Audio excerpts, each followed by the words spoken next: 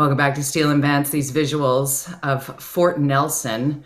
Linda, this all too familiar these days, it seems, to see these massive wildfires earlier and earlier in the season. But here we are. I mean, it's March, or not March, it's May 16th. And so we're still really early into the season. And we've got wildfires that have thousands of people on both sides of the Alberta-BC border evacuating, worried about their homes. And Jody, you know, we're still in an era where people are saying climate change isn't real as we watch, tens of thousands of hectares burning in the forest.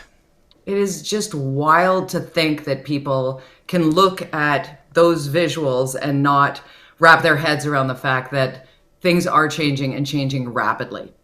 And the good news is the Mother Nature is kind of helping out a little bit today in the firefight. But as you know, things can change really quickly. So we wanted to kind of take, the big overview picture of what's going on with the wildfire season, how it impacts literally all of us, regardless if you live in the city or in an area which is being threatened by wildfires. So I wanted to bring in Dr. Mike Flannigan.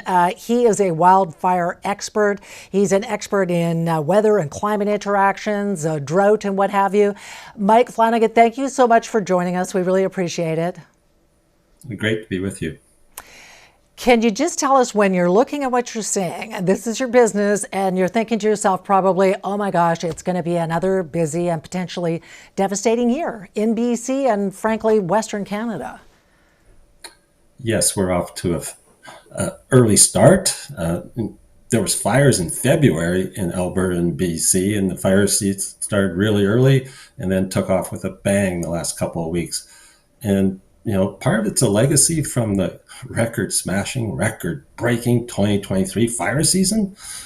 We have the continuing drought situation across much of British Columbia and Alberta. And we have these overwintering fires. We have had almost 100 of them in BC and about 50 in Alberta. They survived the winter by smoldering underground in the organic material. And then snow melts, you get some warm weather, and the fire pops to the surface. And we're seeing many of the fires in northeastern British Columbia that are active are actually fires that started in 2023.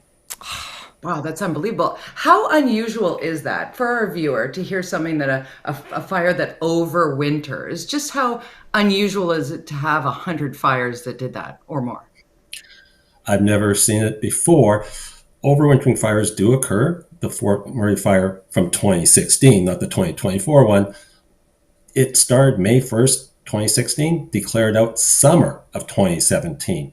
But normally they're not a problem, because fire management agencies like BC Wildfire Service go around the perimeter and put out all the hot spots in the fall. But last year, the fires were so big. Donny Creek's the size of Prince Edward Island. Wow. And the fire season went so long, the snow was falling. So they didn't have a chance. And some of these now, they've woken up and are spreading into unburned territory. Normally, the ones that are left behind are inside the fire. We call it in the black. And when they wake up, everything's already been burned, so they got nowhere to go. So it's safe. So this is the first time I've seen rapid growth of overwintering fires. Let's talk about what impact drought is playing. And you sent us a graphic. Tell us, when we put it up on the screen, what we're looking at and what the significance is. So this is a drought monitor map for Canada, and shows areas that are dry or in drought, and you can see much of BC and Alberta and spreading to Saskatchewan and Manitoba, even into Ontario, where are in drought. And it just means fires can keep on burning underground, smoldering, and it means it's easier for fires to start because things are so dry. And we're going to need a lot of rain for a long period of time before this drought ends. And you can zoom in on that map to British Columbia or Alberta, wherever you're from, and take a look. But it's not a pretty picture in terms of fire or agricultural areas too.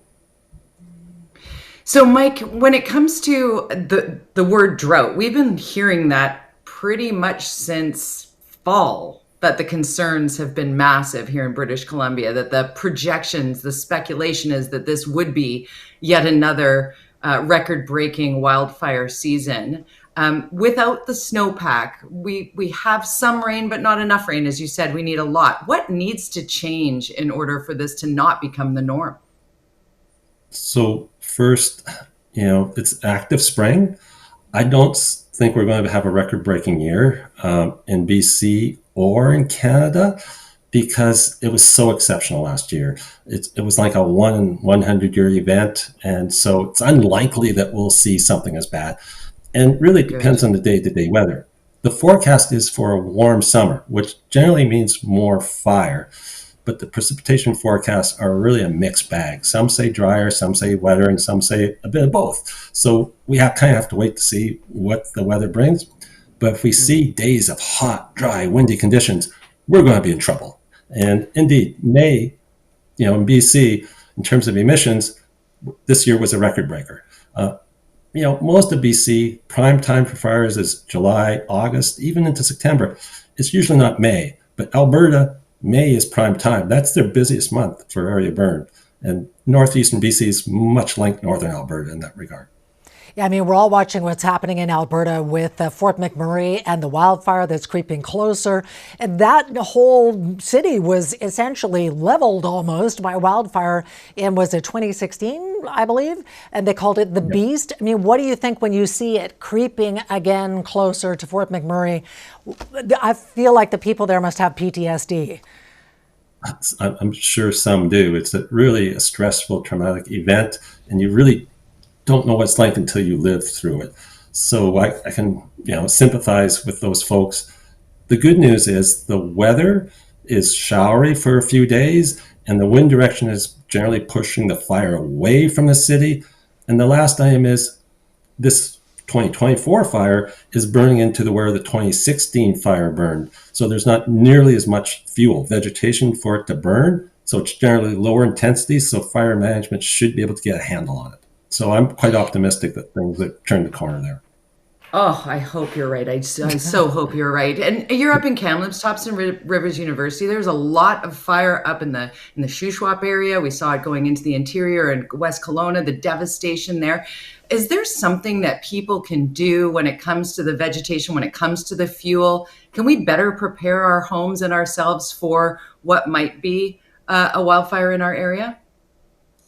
There sure is. It's called FireSmart. And if you put it in your browser, it has 7 principles. And one of them, for homeowners, is no flammable material within 1.5 meters of your home. And if you do that, that greatly reduces the chance of your house catching on fire. So check it out. Lots of programs, lots of communities have signed on. Well, we're crossing our fingers. I'm feeling slightly more optimistic based on your analysis that we're not going to see as bad a situation as we saw last year. But last year cost us billions, and we may be looking at $1 billion and plus this year. So again, crossing fingers. Mike Flannigan, thank you so much for your insight. We appreciate it. My pleasure. Mike Flannigan is a wildfire expert with Thompson River University in Kamloops. Some reason to be hopeful there, Linda. Oh, right? My goodness. We need reason to be hopeful because it was starting to look pretty darn alarming for thousands of people. So, crossing fingers. Still ahead, though, we're going to talk a BC election battle. The polls are not looking so good for the BC United. Is it too late to merge with the BC Conservatives? Oh, it's getting really juicy. So stay tuned for that. We're going to talk to a political scientist, Stuart Prest, when we come back. All right, we got to get to our viewing party, of course. First, we say hi to Diane in Mission. Hello, Diane. We also have Jenny in Cloverdale. You are entered. Thank you, Jenny. And Sarah in Victoria. Sarah loves the show. Thanks for tuning in. And Tino in Delta. Tino is looking very entranced by the show. Viewing party at CHEKmedia.ca is how you get in on the fun. We're back in a moment.